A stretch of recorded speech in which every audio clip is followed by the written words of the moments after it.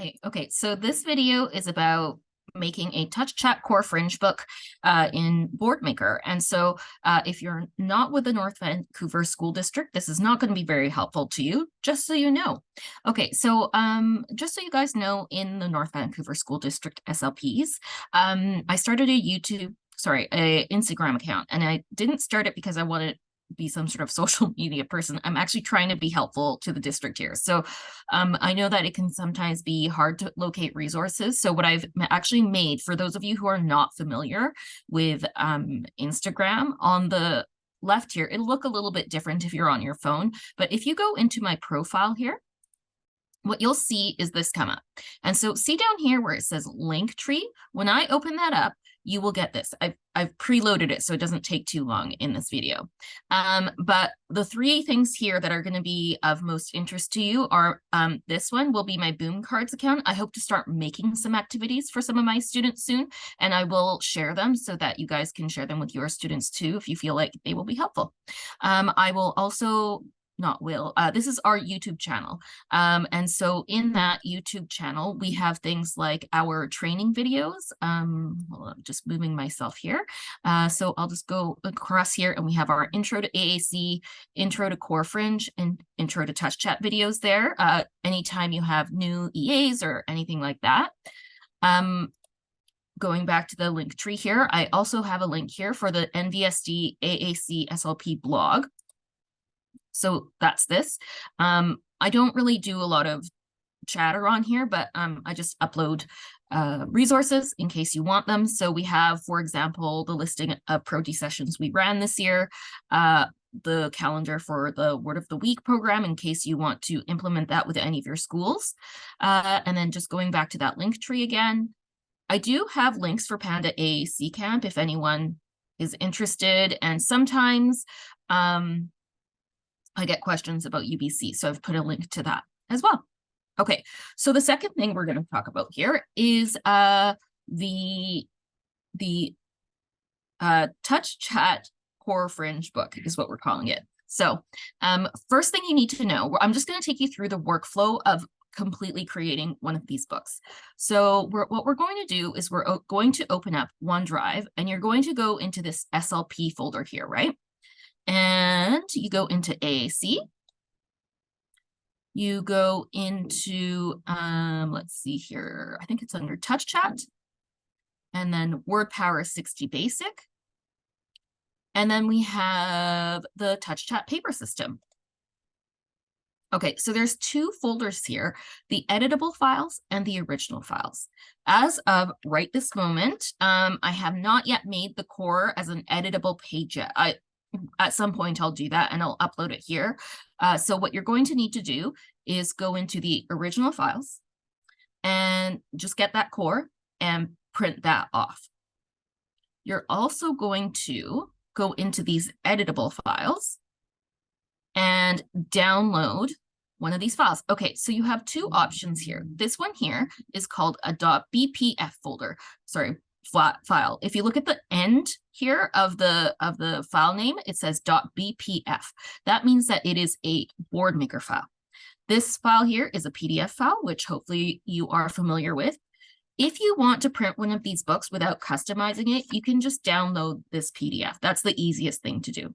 If you'd like to be doing some customization, what we're going to do is we're just going to go in here and download that. So you will select that and download it. I've already downloaded it and opened it up. Okay, so just going to take you through a few things in Boardmaker. Excuse me. So on the left here, we have all of your pages. Okay, I'm just scrolling down here and you can see all of the pages. If you would like to delete a page, you can totally do that. If you would like to add a page, you could totally do that. See these three dots here?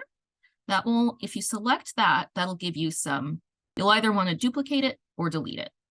For the most part, you're just going to be going in, say, into this page here. What you can do is go into the people page, for example, and add a photo. That might be one thing you want to do. So what you do is select this, and then you go into Add Symbol from File. And the only thing I have here The only thing I have here right now is my logo. So that is what we are importing right now. So see how here it says Reiko at the top there? Hypothetically, on a photo, you want that there as well.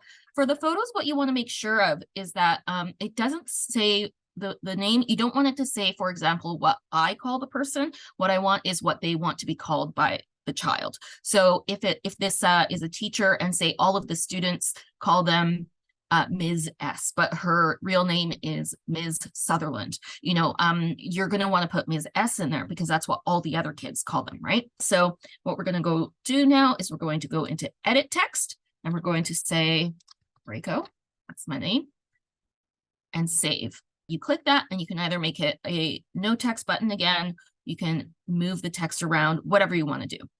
Okay, so that's in there. Another thing you might want to do is, for example, add a symbol out of the Boardmaker's picture communication symbols library. You can either go in through here, through add symbol, or you can go in through here, symbols, and say I want to add a banana. So I just type that in, banana, enter, and I'll see a whole bunch of bananas. And what I'm going to do is just drag and drop. Hopefully this cooperates. There we go. And so now I have 2. But now I'm thinking, oh no, I actually want the banana and this thing, this blue thing, to switch places. So when I select it, see how these blue sort of outline appears? That means that I've selected it. So what I want to do is select 2 symbols at the same time. So what you can do is select, I'm holding down on my keyboard, I'm holding down Control, and then I'm clicking on that banana. And see now I've selected 2 symbols there. And so what I can do is right click on that and swap. Now, obviously, this is the people page, and we have a banana, a logo, and a clock. Like, obviously, you're not going to do this. The place where this might actually be applicable is if you go down, let's say to the sensory page. I developed this sensory page with Sarah Slun, who's one of the OTs in the district. So she suggested that we categorize the tools this way. And say, for example, we need more space for hand tools. Actually, what we did was we needed more space for eye tools. So we moved the muscle guy over there. And so say we want to move the muscle guy, the muscle tools back here. I'm going to swap that again. So it's really, really easy to swap keys. Say, for example, you want to, add another category, but say like you just have a small category here and you want to just, say, make this orange. Say, I'm just trying to think of what a small category might be. So maybe you want to put like technology and just have like iPad, TV, and like that's really all you're really worried about. And you want another category here for like, favorite shows or something like that. And so you want these 2 things to be the same color. Now, the more difficult way to do this, actually it's not that difficult. What you do is you go into properties. Oh, sorry, I should select the orange button, go into properties.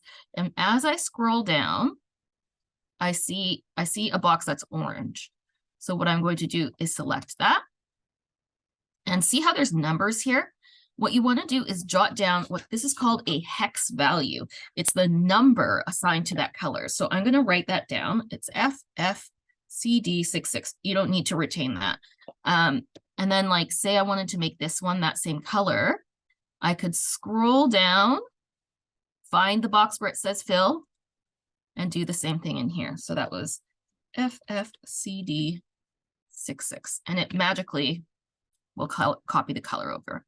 The other thing you can do, which is much easier, is just go like this, copy, and then paste.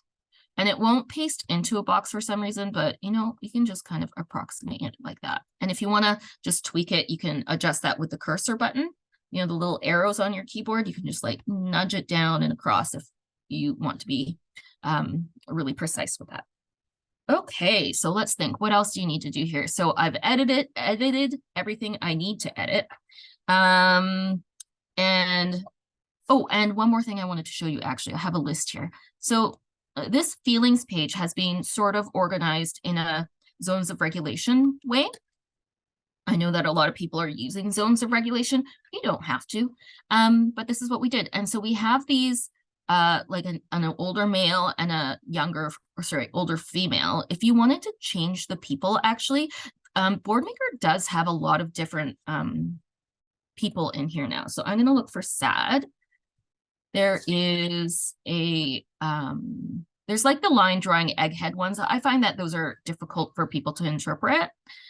So what we're going to do is scroll down. There's a younger girl. There's people with darker skin, an Asian looking person. And so there's somebody with a hijab. There's a bunch of different options that you have there. And so you can pick whatever images work best for your client.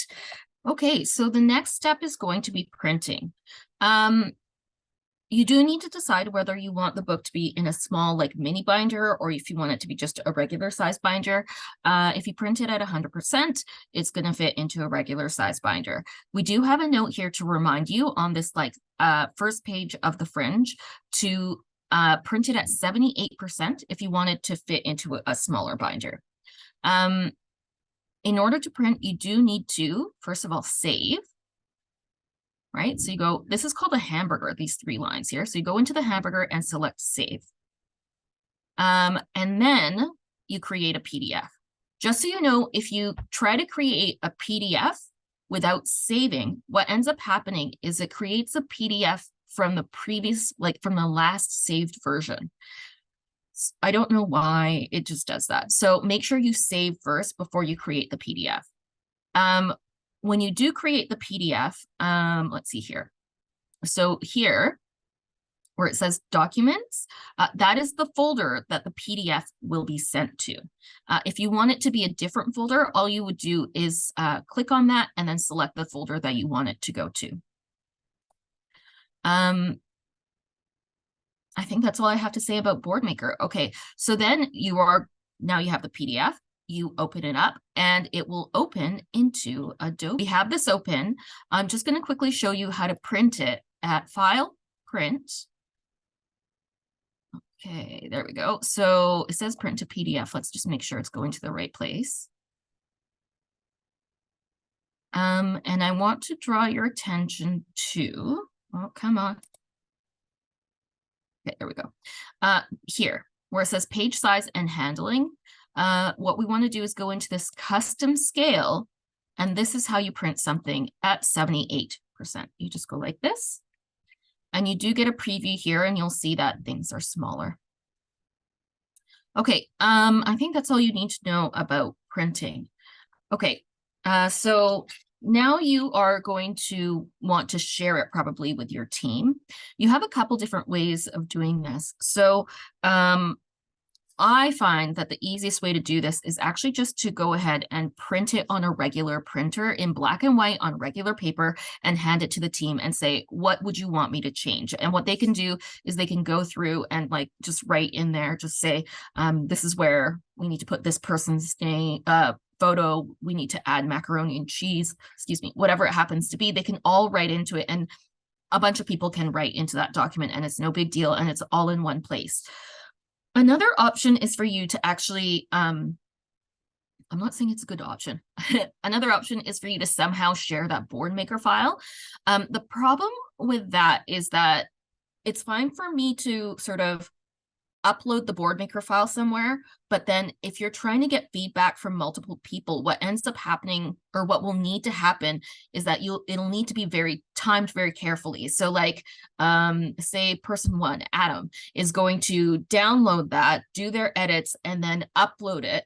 But then the second person, Betty, is gonna then want to download Adam's version, edit that, and then upload it. But then if Adam and Betty are doing things at the same time and then uploading, then what you need to then do is go into both versions and look at all the pages and compare and make sure that all of those changes end up onto one master. So I do find that that's, although it seems like an easier way to do things, it actually ends up not being an easier way to do things. So like I said, my preferred way is just to do it in the least in the most non-tech way possible, just hand it out and then have people write on it. And then I do the first version. And then once I've done the first version, I do want to upload that file somewhere so that it doesn't need to be me that edits. So if the LST at the beginning of the year says, oh, all the EAs are different, okay, I can update that. It doesn't have to be the SLP. And anyone can update it, right? So I find that the easiest way actually to update, to share the file is for me to upload that file to my OneDrive and then share it with everyone on the team. You can send a sharing link to that file. So I would share it with the LST, with the EAs, but I would also share it with that student's email address. So all of the students in North Van have access to a OneDrive account, and then you can find out what their student number is and actually share it with the student. So then if for some reason everybody on the team changes as well as you, then they still have access to that document. I think that's all I need to share with you today. I hope that video wasn't too long, and I hope that it was helpful. At the very least, I feel like at some point Lila might watch this video again. So yeah, have a good day, guys.